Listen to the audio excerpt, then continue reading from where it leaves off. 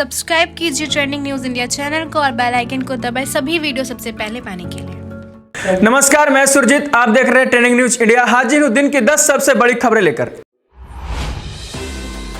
अमेरिकी चुनाव में जो बाइडेन जीत के करीब। दुनिया के सबसे बड़ी शक्तियों में शुमार अमेरिका की सत्ता किसके पास होगी, इसका फैसला करने के लिए अमेरिकी नागरिकों ने मतदान हो चुका है। इस चुनावी जंग में रिपब्लिकन पार्टी की ओर से वर्तमान डोनाल्ड ट्रंप को डेमोक्रेटिक पार्टी के उम्मीदवार और पूर्व उपराष्ट्रपति जो बाइडेन चुनौती दे रहे हैं। राष्ट्रपति पद के लिए हो रहे चुनाव की मतगणना में जो बाइडेन बहुमत के करीब पहुंच चुके हैं।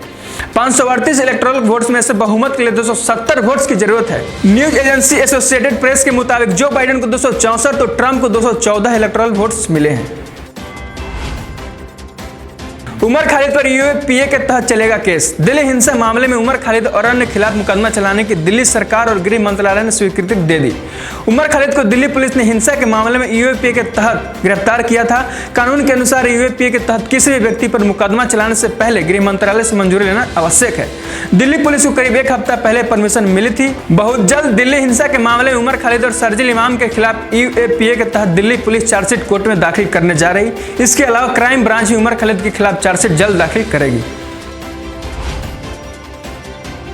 लालू यादव को फिलहाल कोर्ट से कोई राहत नहीं। राष्ट्रीय जनता दल प्रमुख लालू यादव की जमानत याचिका पर झारखंड हाईकोर्ट ने सुनवाई 27 नवंबर तक टाल दी गई। शुक्रवार की सुनवाई के दौरान सीबीआई के आग्रह पर सुनवाई स्थगित हुई है।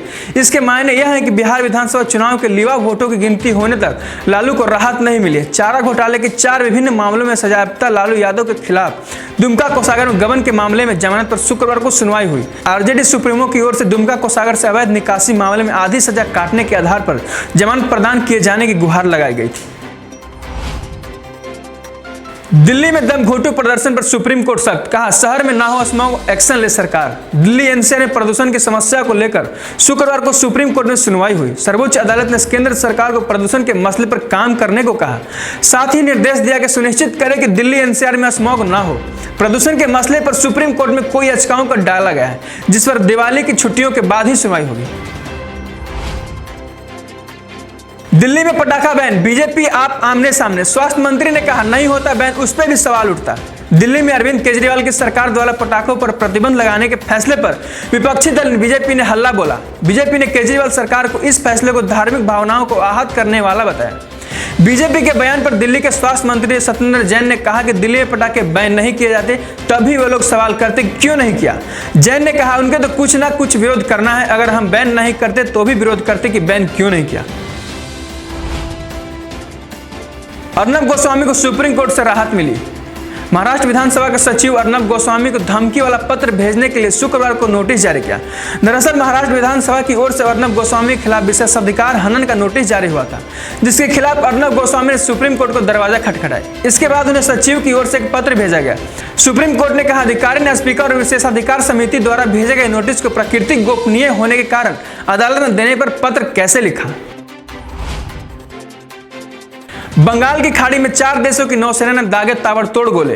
भारत समेत 4 देशों का नौसैनिक युद्ध अभ्यास मालाबार 2020 के तीसरे दिन बंगाल की खाड़ी में विशाखापट्टनम के पास उन्नत किस्म के हथियारों से ताबड़तोड़ फायरिंग की गई। इस संयुक्त सैन्य अभ्यास में भारत के अलावा अमेरिका, जापान और ऑस्ट्रेलिया की नौसेना शामिल है। पिछले 1 दशक से हो रहे ऐसे अभ्यास ने मंगलवार को चीन के क्षेत्रीय सैनिक प्रभुत्व और आर्थिक गतिविधियों को कमतर करने की दिशा में कड़ा संदेश दिया। 3 नवंबर को शुरू हुए इस युद्धाभ्यास के आज आखिरी दिन है। महबूबा मुफ्ती ने दोहराई 370 बहाली की मांग। बोली चोरी का माल पचता नहीं। जम्मू कश्मीर की पूर्व मुख्यमंत्री और पीडीपी प्रमुख महबूबा मुफ्ती अपने जम्मू दौरे पर हैं। उन्होंने यहां एक बार फिर अनुच्छेद 370 की बहाली की मुद्दा उठाया। पार्टी कार्यालय में पीडीपी कार्यकर्ताओं को संबोधित करते हुए महबूबा ने कहा, भारत के संविधान ने हमें अलग झंडा दिया है और हमें वापस हासिल करना चाहते हैं। अमित शाह मिशन बंगाल चुनाव की तैयारी में जुटे। गृह मंत्री अमित शाह ने बंगाल में कल चुनाव बिगुल बजाकर प्रचार शुरू कर दिया। शाह 2 दिवसीय दौरे पर बंगाल में हैं। उन्होंने शुरुआत की बांकुरा से, जहां वो आदिवासी परिवारों से मिले और उनके साथ भोजन किया। आज का उनका कार्यक्रम न्यू टाउन में है, जहां वो मातुआ समुदाय से मिलेंगे। अमित शाह के कार्यक्रम में ऐसा लगता है इस बार बीजेपी का फोकस बंगाल के आदिवासी है। पाकिस्तान में शुरू हुई पहली मेट्रो, मस्ती करते दिखे लोग। पाकिस्तान को उसकी पहली मेट्रो लाइन मिल गई है। लाहौर में पिछले हफ्ते ट्रेनों की आवाजाही शुरू हुई। ऑरेंज लाइन 27 किलोमीटर लंबी है, जहां 26 स्टेशन पड़ते हैं। इस शहर को मेट्रो की सख्त जरूरत थी। अब वहां के कई लोगों के सफर करना आसान हो गया। बसों से घंटों का सफर करने के बजाय अब लोग मेट्रो से मिनटों में पहुंच सकते हैं। सोशल मीडिया पर कई वीडियो वायरल हो रहे हैं, जहां लोग नई मेट्रो से सफर करने का लुत्फ उठाते दिख रहे हैं। कोई चलती मेट्रो के अंदर से बाहर मजा ले रहे हैं, तो कोई अंदर मस्ती करता दिख रहा है। बाकी ऐसे ही अन्य तमाम खबरों के लिए बने रहे हमारे साथ, देखते रहे ट्रेंडिंग न्यूज इंडिया। धन्यवाद।